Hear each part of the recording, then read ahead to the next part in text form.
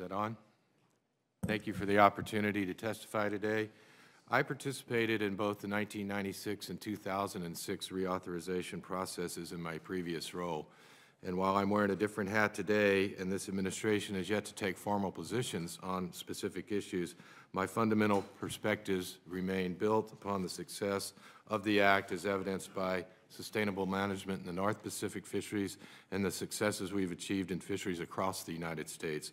I would like to describe some of the agency's successes under the Act, but I want to focus on some of the challenges that remain. Essentially, the Act has been an outstanding success. In partnership with the councils, commissions, and other stakeholders, we've effectively ended overfishing in this country and are rebuilding fish stocks across the board, thereby ensuring a sustainable supply of seafood for the nation in the future. The Magnuson Act created broad goals. The Magnuson-Stevens Act created broad goals for U.S. fishery management and a unique management structure centered around the regional councils. I can personally attest to the value of that system, which encourages a collaborative bottom-up process where input and decisions include fishermen, other fishery stakeholders, affected states, tribes, and the federal government. Working together, fishermen, scientists, and managers have brought back numerous resources in fisheries across our country. I'm especially proud of the accomplishments in Alaska, where our approaches have led them to be widely recognized as one of the most successfully managed fisheries in the world. Yet we have challenges remaining. As an example, while our West Coast groundfish species have rebuilt several important stocks, in recent years fishermen are leaving significant portions of the available harvest in the water due to outdated regulations and also to bycatch constraints.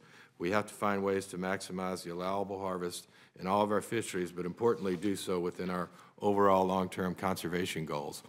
I think this is the case for some of our commercial fisheries and generally for recreational fisheries as well. Saltwater recreational fishing is among the nation's favorite pastimes and a major contributor to the economies at all levels.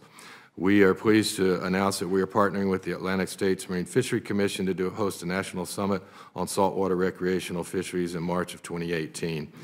While annual catch limits are a cornerstone of sustainable management, we have to recognize that managing under ACLs and associated accountability measures has been a major change and a new challenge for many fisheries.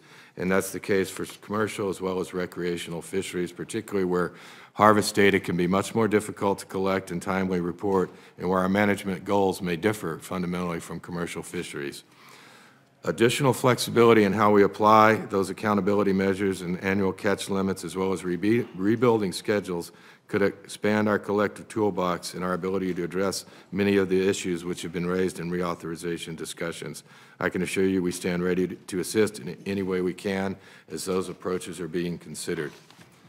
America's seafood industry sets a global standard for sustainability. However, the majority of seafood we consume is imported. While there are some opportunities to enhance wild stock harvest, we believe significant headroom lies in expanded aquaculture production, and we are already making marine aquaculture development a renewed priority within the agency through various operational and budgetary incentives.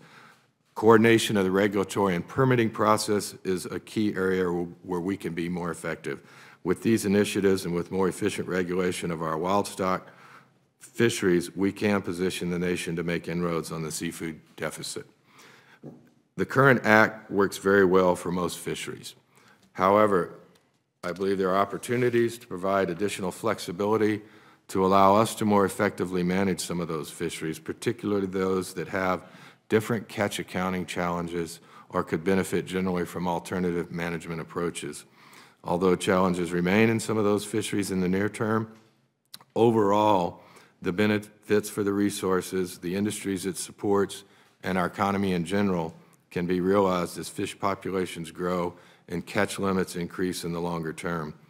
In that sense, I believe we can have it both ways. I believe that we can maximize opportunities, take opportunities to maximize our domestic harvest potential without compromising the long-term sustainability of the resources we manage. I and NOAA Fisheries are committed to working with Congress throughout this reauthorization process to achieve just that goal. And that really concludes my opening comments, Mr. Chairman. And again, I know there will be questions. I'll be happy to try to answer them. Great.